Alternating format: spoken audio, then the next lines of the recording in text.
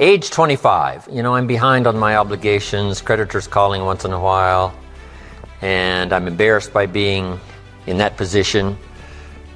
Very short on my promises to my family, not feeling good about myself, and then I had a chance to meet this extraordinary man by the name of Mr. Schoaf, Mr. Earl Schoaf. And a lot of you have already heard that part of my story. A friend of mine had gone to work for him, and he said, "You got to meet this man. He's rich, but he's easy to talk to. And he's got a remarkable philosophy of life and business." So I thought, well, I got to meet this guy. Had a chance to meet him. Long story short, he invited me to participate in his company, and I was with him for 5 years before he died. And he died at the early age of 49. But during that 5 years, I learned these revolutionary things. My parents laid a great foundation for me all those years, which has lasted me all of my life. But to open up business and to open up the world and open up opportunity that I could qualify for started with this man by the name of Mr. Schoaf, Mr. Earl Schoaf. And here's one of the early subjects he taught me called personal development. And I've illustrated it in so many ways, but one of the best is when you're teaching kids financial independence. When I teach kids financial independence, here's what I teach. We get paid for bringing value to the marketplace. But this will also serve as an introduction to personal development. We get paid for bringing value to the marketplace. The key is to study the marketplace. Tomorrow we may talk about what I taught in Moscow. Profits are better than wages. Capitalism at the grassroots is the vitality of the nation. So you study your marketplace. Now the key is to bring value to the marketplace. Now, up here put time. It takes time to bring value to the marketplace. Actually, there's two parts to the value. To bring a product or a service, and to be valuable to the marketplace. To bring value and to be valuable. And it takes time, but we don't get paid for the time. We get paid for the value. So the key is to study the marketplace. What do they need? What could I bring? And what could I become? Management, leadership, whatever. So could I find something valuable to bring to the marketplace? And could I be valuable to the marketplace? That is the key. Study the marketplace. But then my mentor said the main thing is to study yourself. And then when I teach economics to kids, I teach America's ladder to climb. Starts down here at $5 an hour, and this ladder starts going up like this. Top income last year, there's a whole variety of stories. I'm sure one of the top was something like 26 million, something like that, for 1 year. So we started at $5 an hour, and it would go up to 26 million. Now, here's what we call this: a heck of a ladder. Not much better way to describe it, right? That's a heck of a ladder. So, here's what everybody has the opportunity to climb the ladder. Now, first, all you need is what? A chance. That's all everybody needs is a chance and a start.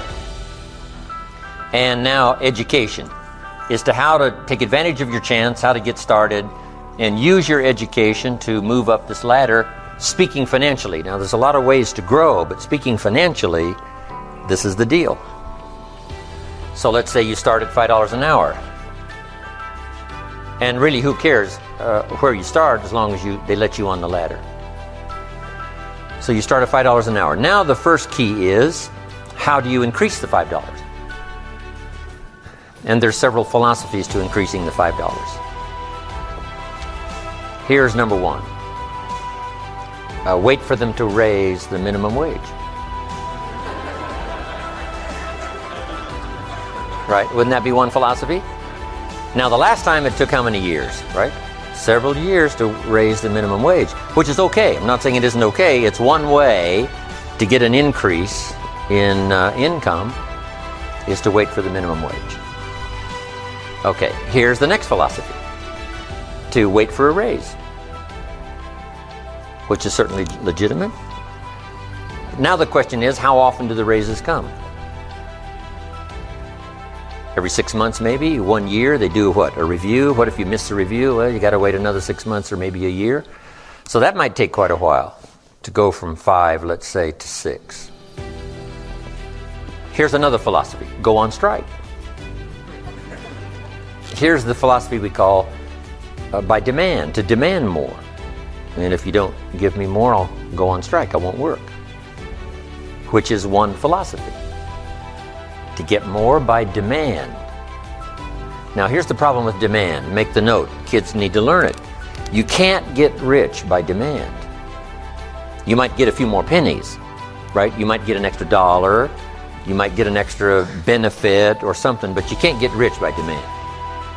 Here's why. Not that it isn't America, and not that it isn't that economically now we're doing incredibly well, but here's why you can't get rich by demand. It's the wrong philosophy. And here's what would be tragic all your working life.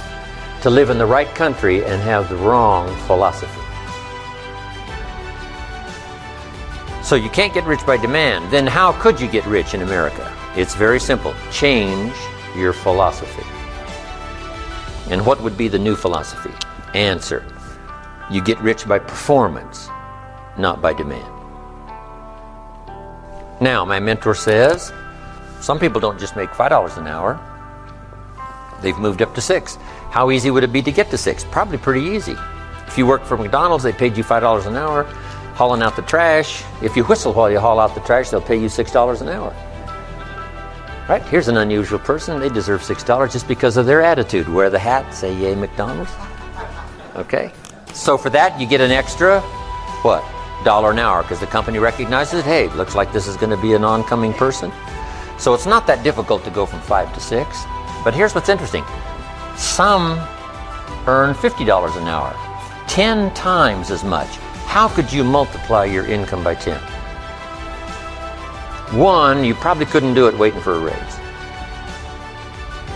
Certainly you couldn't do it waiting for them to change the minimum wage. And you certainly couldn't do it by demand.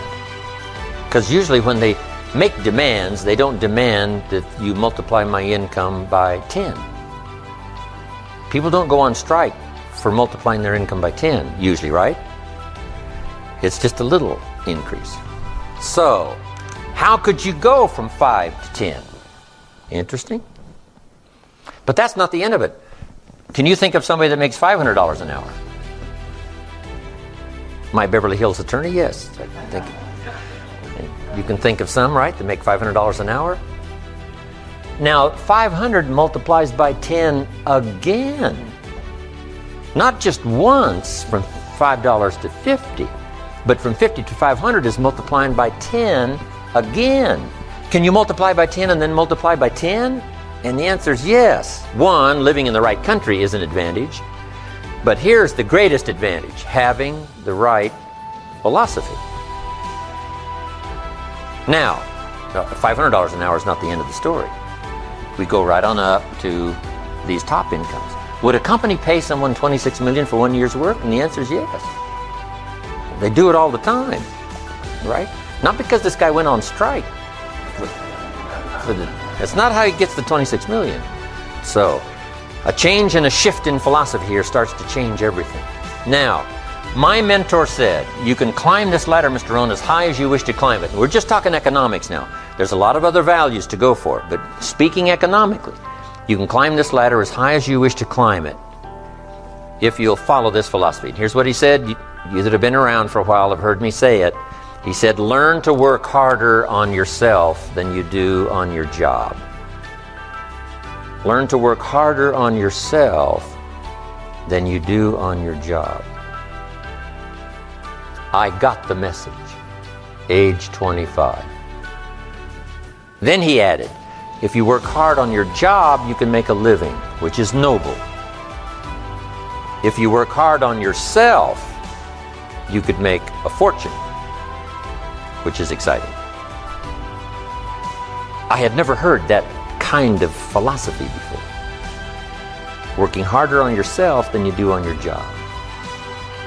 Work hard on your job, make a living, which is fine. Work hard on yourself, make a fortune, which is super fun. Or working hard on yourself starts to multiply your value to the marketplace. So we're talking about bringing value and being valuable to the marketplace. And this is the key. We don't get paid for the time, we get paid for the value. Then he put it in the form of a philosophy that I've been teaching now all these years, which is so important. And now let me give you that philosophy. He said, success is something you attract by the person you become. Success is something you attract by the person you become. Success is not something you pursue, chase, run after. Success is something you develop, something you become. You attract success.